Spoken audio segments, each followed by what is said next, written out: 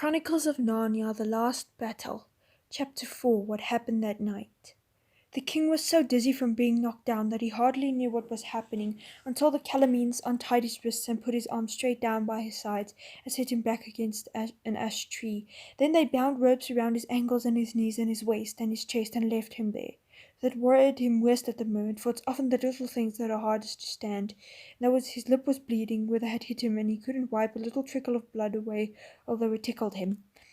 From where he was, he could see the little stable on top of the hill and the ape sitting in front of it. He could just hear the ape's voice still going on, and every now and then some answer from the crowd, but he could not make out the words. "I wonder what they've done to Jewel," thought the king. Presently the crowd of beasts spoke up and began going away in different directions. Some passed close to Trinian. They looked at him as if they were both frightened and sorry to see him tied up, but none of them spoke. Soon they had all gone, and there was silence in the wood. Then hours and hours went past, and Trinian became first very thirsty and then very hungry, and as the afternoon dragged on and turned to evening, he became cold too. His back was very sore. The sun went down, and it began to be twilight. When it was almost dark, Trinian had a light patter of feet and saw some small creatures coming towards him. The trio on the left were mice, and there was a rabbit in the middle. On the right were two moles. Both were carrying little bags on their backs, which gave them a curious look in the dark, so that at first he wondered what kind of beast they were.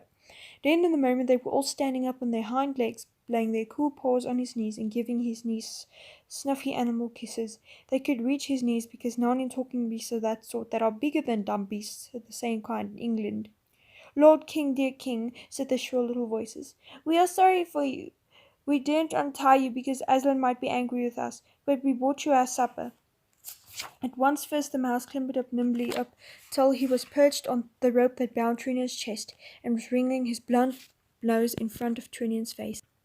Then the second mouse climbed up and hung on just below the first mouse. The other beast stood on the ground and began handing things up.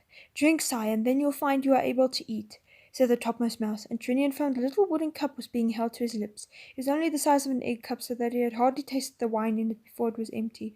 But then the mouse passed it down, and the others refilled it, and it was passed up again, and Trinian emptied it a second time. This way they went on till he had quite a good drink, which was all the better for coming in little doses, for it is more thirst quenching than one long draught. "Here's cheese, sire," said the first mouse, "but not very much, for fear it would make you too thirsty." And after the cheese they fed him with oat cakes and fresh butter, and then with some more wine. "Now hand up the water," said the first mouse, "and I'll wash the king's face. There's blood on it." And Trinian felt something like a tiny sponge dabbing his face, and it was most refreshing. "Little friends," said Trinian, "how can I thank you for all this?" You need it," said the little voices. "What else could we do? We don't want any other king. We're your people. It was only the ape and the Calamines who were against you when we have fought till we were cut into pieces before we'd let him tie you up. We would indeed, but we couldn't go against Aslan." "Do you think it is really Aslan?" asked the king.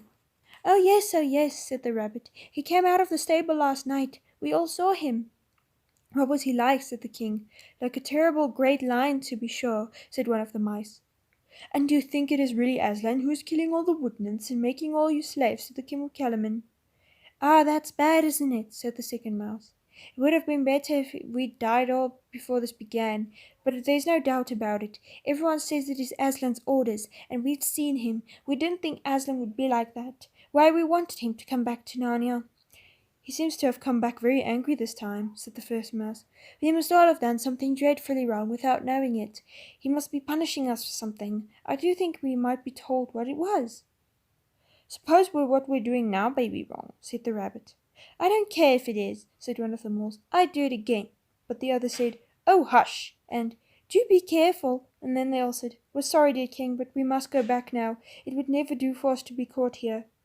"Leave me at once, dear beasts," said Trinian. "It would not for all Narnia bring any of you into danger." Good night," said the beast, rubbing their noses against his knees. "We will come back if we can." Then they all pattered away, and the wood seemed darker and cooler and lonelier than it had been before they came. The stars came out, and the time went slowly on. Imagine how slowly. Well, that last king of Narnia stood stiff and sore upright against the tree in his bonds. But at last something happened. Far away there appeared a red light. Then it disappeared for a moment and came back again, began stronger.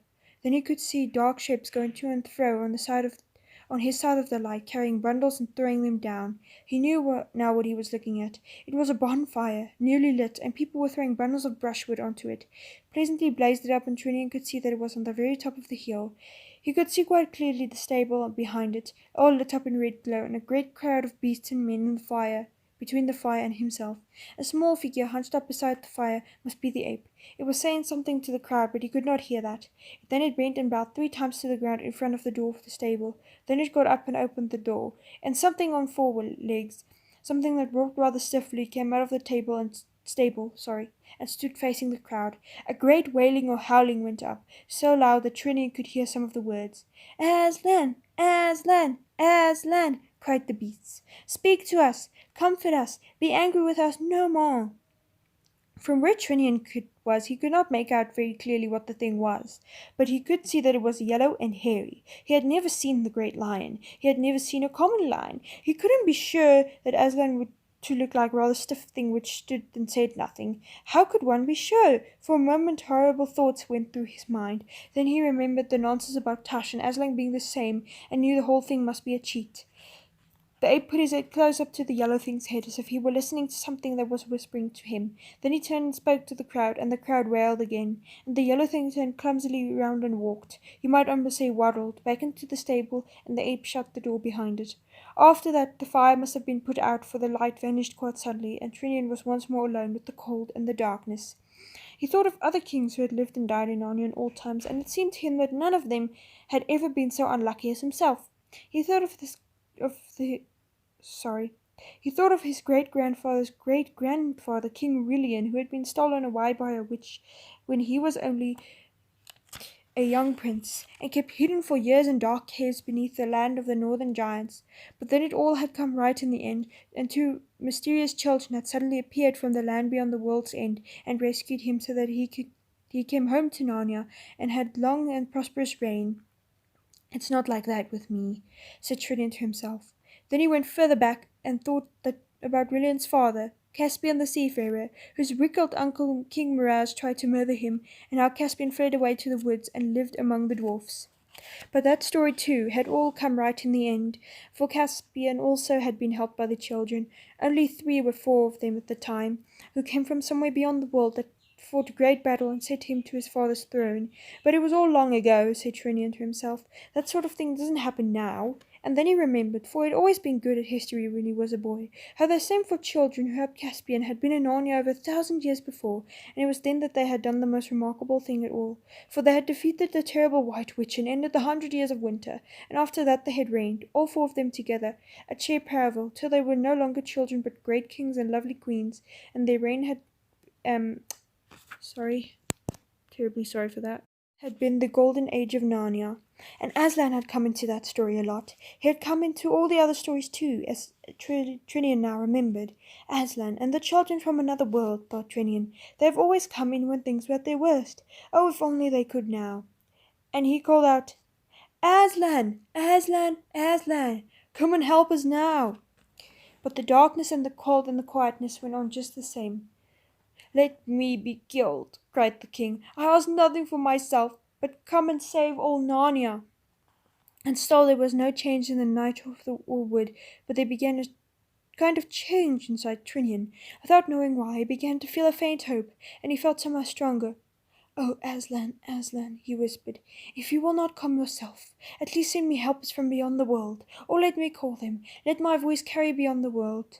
Then, hardly knowing that he was doing it, he suddenly cried in a great voice, Children, children, friends of Narnia, quick, come to me. Across the worlds I call you. I, Trinian, King of Narnia, Lord of Cher Paravel, and Emperor of the Lone Islands.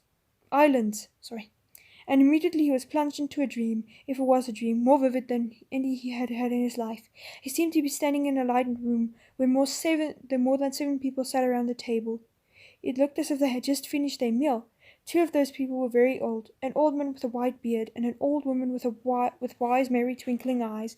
He who sat at the right hand of the old man was hardly full-grown, certainly younger than Trinian himself, but his face had hardly the look of a king or a warrior, and you can almost say the same of the other youth who sat right at the hand of the old woman. Facing Trinian across the table sat a fair-haired girl, younger than either of these, and on the other side of her a boy and a girl who were younger still. They were all dressed in what seemed to Trinian the oddest kind of clothes, but he had no time to think about details like that, for instantly the younger boy and both the girls started to their feet, and one of them gave a little scream. The old woman started and drew her breath sharply. The old man must have made some sudden movement too, for the wine glass which stood at his right hand was swept off the table. Trinian could hear tingling noises as it broke on the floor. Then Trinian realized that these people could see him. They were staring at him as if they saw a ghost. But he noticed that the king-like one who sat at the old man's right never moved, though he turned purple, except that he clenched his hand very tight. Then he said, "Speak, if you are not a phantom or a dream. You have Narnia look about you, and we are 7 friends of Narnia." Trinian was longing to speak, and he tried to cry out aloud that he was Trinian of Narnia, in great need of help. But he found, as I have sometimes found in dreams too, that his voice made no noise at all. The one who had already spoken to him rose to his feet. "Shadow or spirit or whatever you are," he said, fixing his eyes full upon Trinian, "if you are from Narnia, I charge you in the name of Aslan, speak to me. I am Peter, the High King." The room began to swim before Trinian's eyes. He heard all the voices of the 7 people all speaking out at once, and all getting fainter by every second, and they were saying things like, "Look, it's fading, it's melting away, it's vanishing." The next moment he was wide awake, still tied to the tree, colder and stiffer than ever. The wood was full of pale, dreary light that comes from before sunrise, and he was soaking wet with dew. It was nearly morning. That waking was about the worst moment he had ever had in his life.